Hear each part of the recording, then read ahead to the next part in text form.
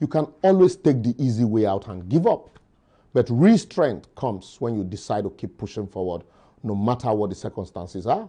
So what is your plan B?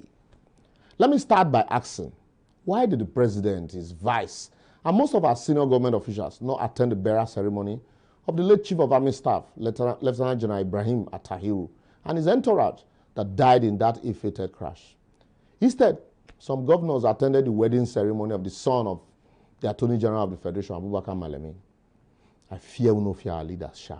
Such insensitivity.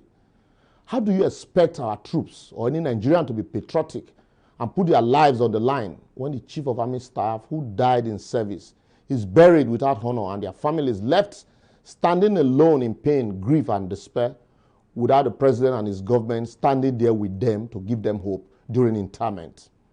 If we get conscience, make we think am well.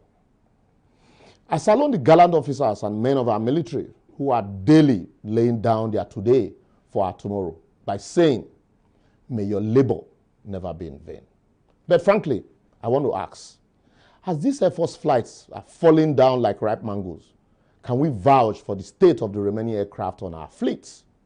Make we think am well before we fly any of the remaining Air Force jet again.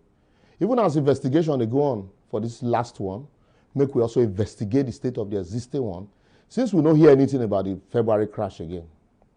Anyway, that aside, now to the Federal Attorney General Abubakar Malami's statement on comparing banning of open grazing in southern Nigeria with sped pass sale in northern part of the country.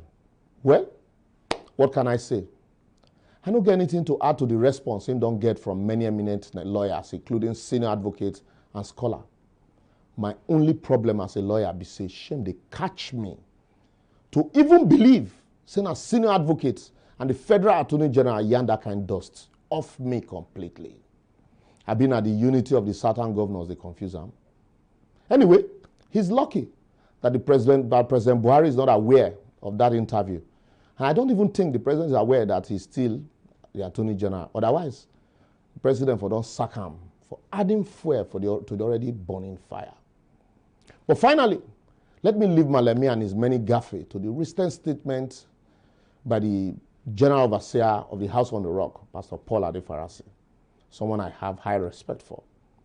He advised his members to have a plan B since no one is sure of the next death in the country, coupled with the recklessness and directionlessness, kudos to Obayagbo, of government in Nigeria, which the current government has taken to a new height.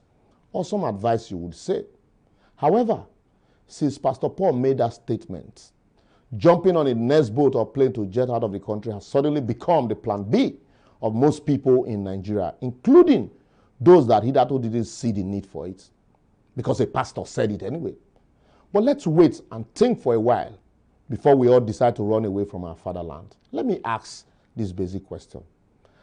I agree, we all want to run away from Nigeria because of the bad leadership that has given her people nothing but deaths, cry, hunger, diseases, deprivation, and all the ills one can think of.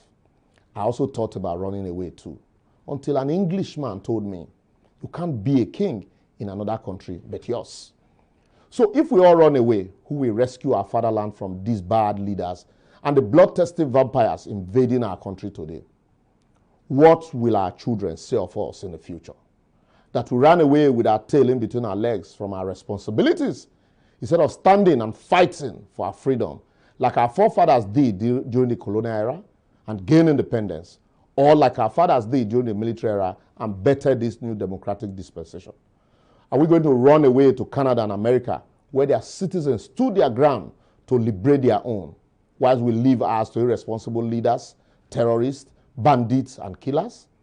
Don't tell me about fighting to run away and living to fight another day. We never ever fight at all. My advocacy today, therefore, is let our plan B be our concerted effort to unite and stand together to chase the bad politicians, killers, and bad leaders out of our fatherland. We have these bad leaders in every religion, party, tribe, yet they use the same party, affiliation, religion, ethnicity, and tribe to divide us. We must put a stop to it, like we did during the NSAS. You can send your kids to school abroad, but let that foreign education be used to liberate and empower their fatherland. Even if they carry foreign passports, someday in those foreign lands, a pharaoh might arise that does not know Joseph. And they all might end up as slaves in a foreign land. I hear you say, God forbid. I say, God forbid too. We can defeat whatever adversity we have. All we need is unity of purpose and the willpower to agree. It's possible, and make it happen.